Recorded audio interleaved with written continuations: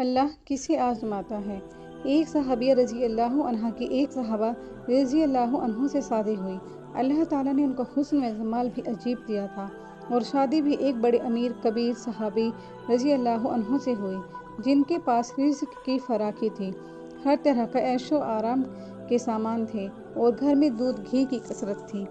میاں بیوی میں خوب محبت تھی اور اچھی طرح وقت گزر رہا تھا۔ بیوی اپنے خاوند کی خدمت بھی کرتی تھی اور انہیں خوش بھی رکھتی۔ دونوں میاں بیوی خوشی خوشی سے زندگی گزار رہے تھے۔ ایک رات میاں بیوی سو رہے تھے کہ خاوند کو پیاس محسوس ہوئی۔ اس نے بیوی کو جگایا اور اس سے کہا کہ مجھے پیاس لگی ہے، مجھے پانی دو۔ بیوی اٹھی اور پانی لے آئی۔ جب پانی لے کر واپس آئی تو خاوند سو چکا تھا۔ وہ پانی کا پیالہ لے کر کھڑی رہی۔ کافی دیر کھڑی رہنے کے بعد جب خاوند کی دوبارہ آنکھ کھلی تو دیکھا کہ بیوی پانی لے کر کھڑی ہے۔ خاوند بڑا خوش ہوا۔ انہوں نے اٹھ کر پانی پیا اور بیوی سے کہا کہ میں اتنا خوش ہوں کہ تم اتنی دیر پانی کا پیالہ لے کر میرے انتظار میں کھڑی رہی۔ آج تم جو کہو گی میں تمہاری فرمائش پوری کروں گا۔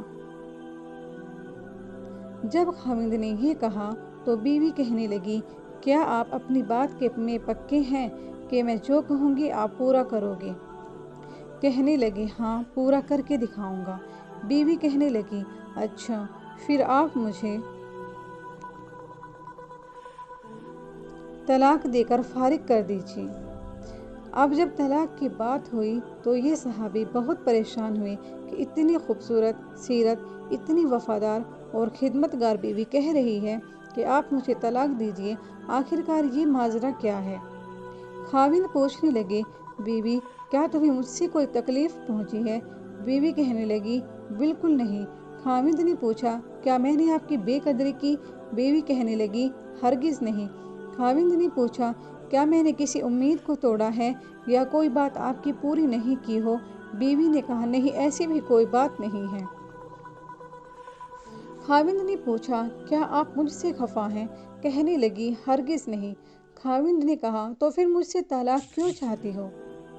کیا تم مجھے پسند نہیں کرتی ہو؟ بیوی کہنے لگی، یہ بات بھی نہیں، پسند بھی بہت کرتی ہوں، محبت کرتی ہوں، اسی لیے تو خدمت کرتی ہوں۔ آپ نے کہا تھا کہ میں آپ کی بات کو پورا کروں گا، لہٰذا آپ مجھے طلاق دے کر فارغ کر دیجیے۔ وہ صحابی پریشان ہے کہ کول بھی دے بیٹھے۔ کہنے لگے، تو اچھا، صبح ہوگی تو ہم نبی صلی اللہ علیہ وسلم کی خدمت میں جائیں گے اور آپ سے جا کر فیصلہ کروا لیں گے۔ بیوی کہنے لگی، بہت اچھا۔ لہٰذا میاں بیوی دونوں رات کو سو گئے۔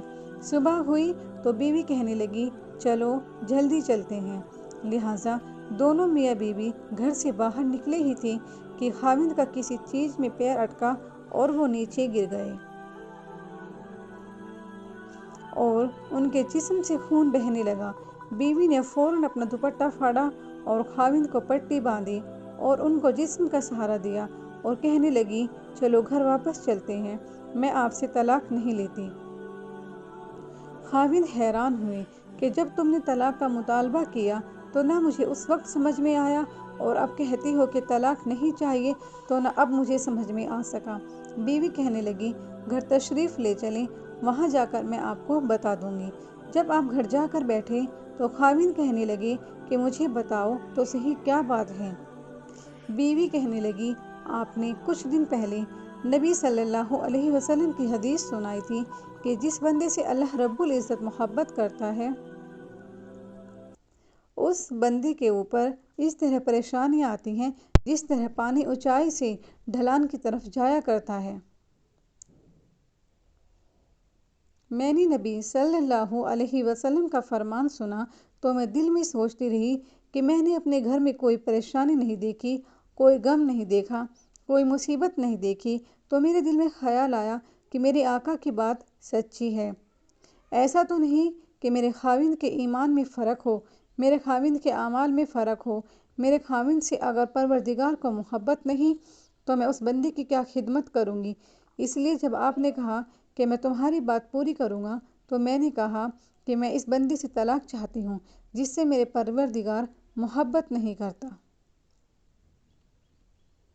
پھر جب ہم حضور صلی اللہ علیہ وسلم کی خدمت میں علم حاصل کرنے جا رہے تھے، یہ اللہ کا راستہ تھا، آپ گرے اور خون نکلا تو میں فوراً سمجھ گئی کہ اللہ کے راستے کا غم پہنچا، مصیبت پہنچی، تکلیف پہنچی۔